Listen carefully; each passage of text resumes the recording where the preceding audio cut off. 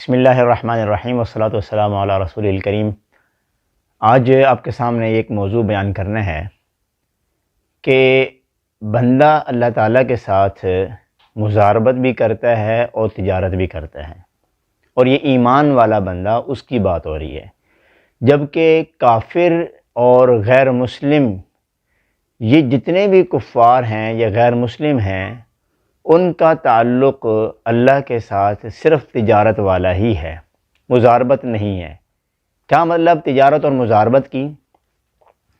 آپ بڑے حیران ہو رہے ہوں گے کہ یہ کیا موضوع ہے کہ جس میں تجارت اور مزاربت اللہ تعالیٰ کے ساتھ؟ جی بالکل، حدیث مبارکہ میں آتا ہے، امام مسلم نے اس حدیث مبارکہ کو بیان کیا ہے کہ اللہ تعالیٰ لا یظلم مؤمنا حسنۃ، کسی ایمان والے کی کسی نیکی کے بارے میں ظلم نہیں کرتا، کسی ایک نیکی کا بھی۔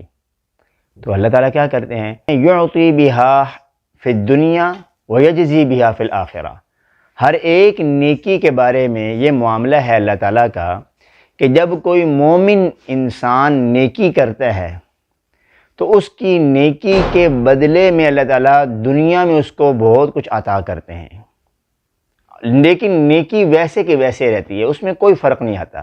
یعنی مثال کے طور پر کسی انسان نے 30,000 نیکیاں کی ہیں، ان نیکیوں کے بدلے میں دنیا میں اس کو عطا کرتے رہیں گے اللہ تعالیٰ، نیکیوں کے بدلے میں یعطی بہا، عطا کرتے رہیں گے۔ اور یہ کیا ہے؟ یہ انٹرسٹ، یا یہ اس کو آپ نفع کہہ لیں اور اس کو آپ منافع کہہ لیں، گویا اصل سرمایہ باقی رہتا ہے، جیسے مضاربت میں ہوتا ہے کہ انسان کا اصل سرمایہ محفوظ رہتا ہے اور اس پر منافع اس کو ملتا رہتا ہے۔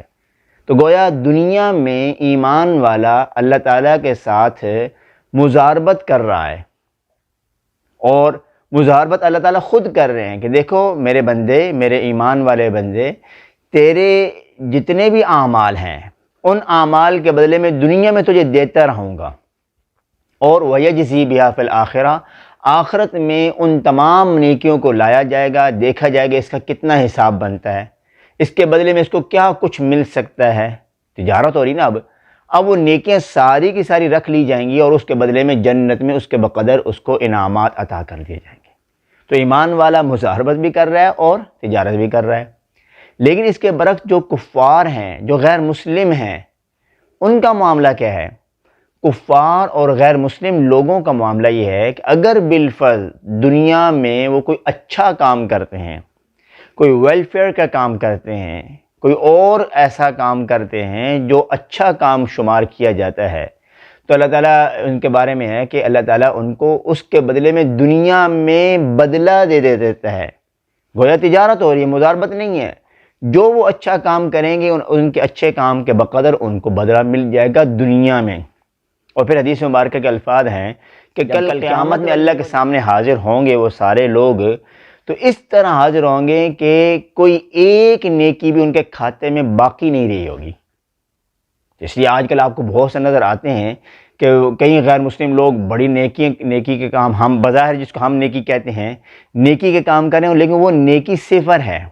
اور اس کی ایک اور مثال آپ کو دے دوں کہ میں اس کی مثال 1 اور 0 کی دیتا ہوں، 1 and 0، اس کے ساتھ اس کو کمپیئر کرتا ہوں کہ ایمان والے کا ایمان 1 کاؤنٹ ہوتا ہے، اور جتنے باقی اعمال ہیں، جتنی اچھائیاں ہیں، وہ ساری 0 کی جگہ پر ہیں۔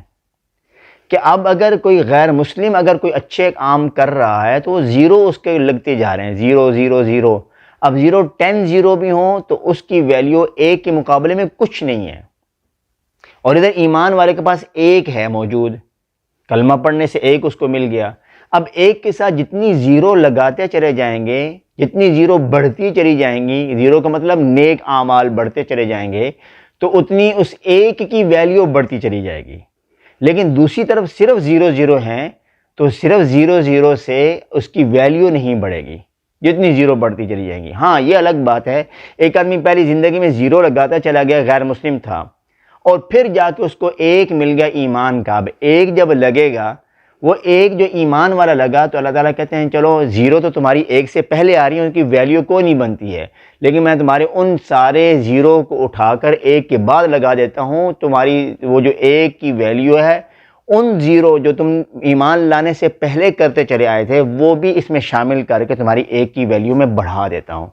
اللہ تعالیٰ نے قرآن کریم اس بارے میں یوں ارشاد فرمایا کہ جو شخص توبہ کرتا ہے اور ایمان لے آتا ہے، ٹھیک ہے، تو کیا ہوتا ہے فَأُولَٰئِكَ يُبَدِّلُ اللَّهُ سَيِّئَاتِهِمْ حَسَنَاتٍ، تو اللہ تعالیٰ اس کی برائیوں کو نیکیوں میں تبدیل کر دیتے ہیں۔ تو ایک بات ذہن میں رکھیے گا، ہر حال میں ایمان والے کی قدر اللہ کے ہاں باقی ساری دنیا کے انسانوں سے بڑھ کر ہے۔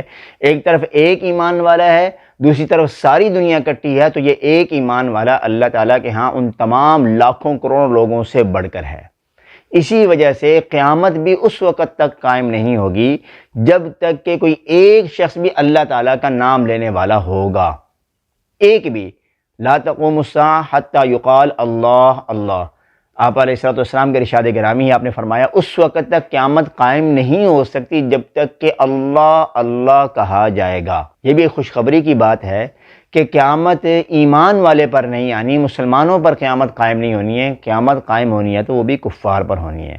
اللہ تعالی ہمیں اس اپنے ایمان کو محفوظ رکھنے کی توفیق عطا فرمائے اور اس کی قدر کرنے کی بھی توفیق عطا فرمائے۔